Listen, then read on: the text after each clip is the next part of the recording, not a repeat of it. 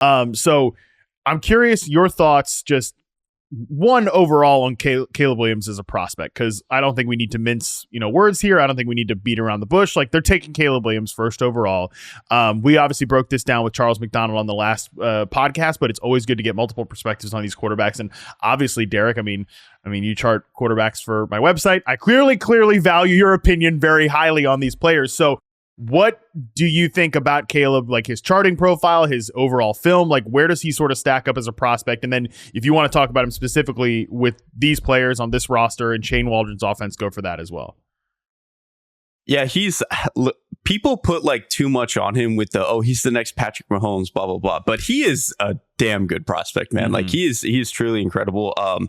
He's on the smaller side, but he's really not that small. Like, he's like 6'1", 220. Like, that's not a big guy, but it's not like the Kyler Murray situation or Bryce Young last year or anything. Like, he's not that kind of small.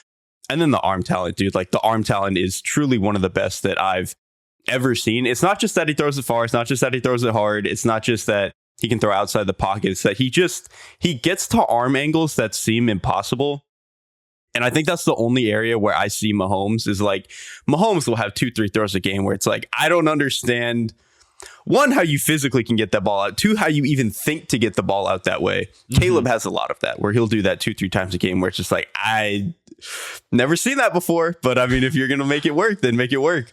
And I think he's incredible in that way. And then I think just across the field, his accuracy is phenomenal. Like, I think he's a really good quick game passer. I think he's really good throwing intermediate stuff. Like, some of the touch he can put on like corners and stuff like that is really, really pretty. And then down the field, I think he's about as good as anybody. So, and then I think the last thing I want to touch on with him is pocket management. Because I think with smaller quarterbacks, that tends to be an issue of like, is he going to be able to see over guys? Is he going to be able to throw over guys? Is he going to be comfortable standing in the pocket when it's typically tougher to see as a shorter quarterback? I don't worry about that even a smidgen with Caleb Williams. Like, he is so good at just firm base, eyes up, I'm playing to throw the ball down the field. And if I get hit, I get hit. Obviously, there are a couple instances where he'll look to bail early, but like, it's not as bad as like Jalen Hurts. Jalen Hurts to me is the guy who, like, pressure, boom, he's gone out. Yeah. Like, he's looking to go. Caleb is not like that at all. Caleb will happen when he knows that's the only option sometimes, but he's pretty good about standing firm, throwing down the field, taking hits, all that sort of stuff. So Caleb to me is like, I don't know, man. Arm talent and pocket management are like non-negotiables, and he's got them in spades, dude. Like, it's kind of that simple to me. I'm with you that those are two like non-negotiables if you're going to get into the top 1 or 2 tiers as a quarterback. And Jalen Hurts is actually a great example. And I feel like this is not the last podcast that we've bagged on Jalen Hurts here on the feed. So I do feel kind of bad because I really like Jalen Hurts as a quarterback and as a player. But like, he's a great example. I agree with you. He has arm talent, but when plays break down and just like managing a pocket, it can really get messy really quick. And watching Caleb Williams, I think that's the biggest thing that people want to know from a quarterback guy like yourself. When he has to play in structure, even not even just like when the play breaks down and stuff like that. Because I think that's kind of the biggest question with him is just like, we see the highlight reel throws and the creative arm angles. And I'm with you that, like, again, those are non-negotiables to get into the top tier, right? Like, in today's NFL, you have to manage the pocket well, and you have to be like a creative thrower under pressure. Like, you have to be able to work those arm angles and stuff like that. But I get caught up with what Nate Tice said on the Super Bowl preview show on this podcast, which is Mahomes became Mahomes not just because of the crazy arm angles and sort of like the ability to create out of structure. It was his just like being okay with being bored, like being boring as an offensive player, and like the literally the field general sort of stereotype. That was where he kind of took his game to this elite level. In your opinion, does Caleb Williams sort of have that in his bag? I think he does, like, way more than people give him credit for. I think it's easy when you watch him like on Saturdays when he's just doing whatever the hell outside the pocket, 6 seconds running around doing whatever. It's really easy to be like, oh, this guy is just kind of playing his own game. He's not really playing to the tune, to the rhythm of the offense.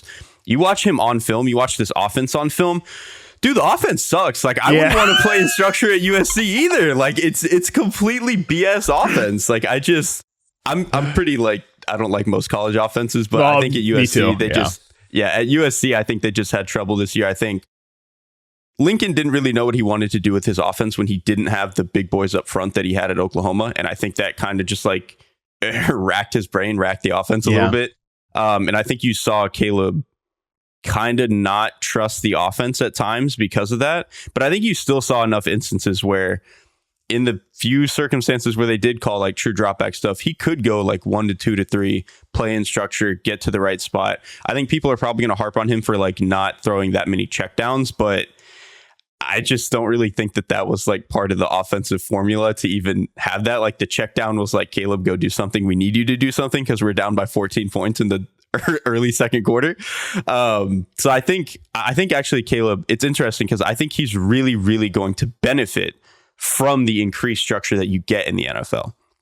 Like, I think people are like, oh, is he going to take to it? Well, I think he like needs it. And I think he's going to benefit from actually getting that for the first time, really.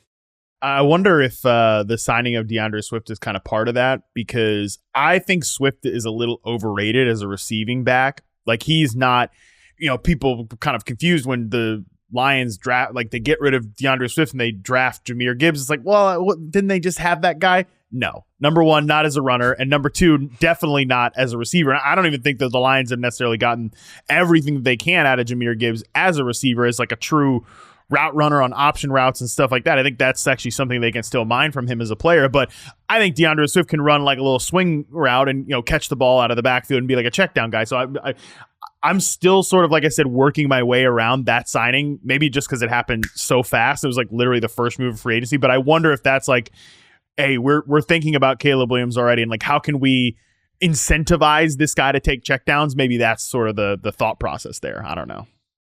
And I think that would be good because, like, it sounds boring, but it's to your point about Mahomes, where it's like, I really think you start to see the good quarterbacks separate themselves into great when they just learn to do stuff like check the ball down. Yeah. Like, look at Josh Allen. Like, Josh Allen, I think it was 2020, he started to like, it was like, oh, he's good. But he was still like kind of out of control, like threw a few too many interceptions, did some really weird stuff in critical downs. But it was clear at that point he was good. The next year, I think in 2021, he started checking the ball down. He started throwing quick game better. It was like, see, you set the floor for yourself so you can just put yourself in position to go do all the crazy stuff when you really need to at the end of games, because you just put yourself in good positions to go do that more often. I think Caleb, like I said, I think people are worried, because he runs around so much, is he going to be able to adapt to it? I think he's going to take to it really, really well and benefit from actually having people be like, listen, man, this is what we need the offense to do. There's going to be chances for you to go do the crazy, Caleb Williams, I'm Superman stuff. But on 70% of plays, this is just how the offense needs to run. I actually think he's going to take to it really well. I'm not concerned about that whatsoever.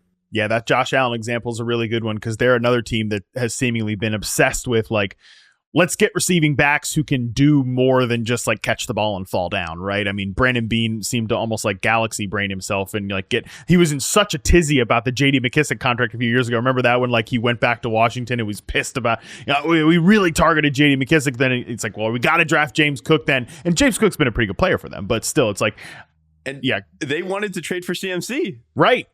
Who's the ultimate, like 3 tiers better of everybody I just said if we're putting DeAndre Swift in there. But like, he's the picture perfect archetype of that. They traded for Naheem Hines then in the middle of that season. So they've clearly valued that. And maybe DeAndre Swift ends up being like a guy, for your fantasy teams, catches like 50 balls this year. Maybe. I don't know, because again, I'm still working my head around that signing, but that could be part of like the Caleb Williams profile where they're seeing some of the same things there, that we got to get this guy to check the ball down. Hey, this is a player who, not a perfect running back for sure, but will catch the ball in space and make plays with it. So that is certainly very possible.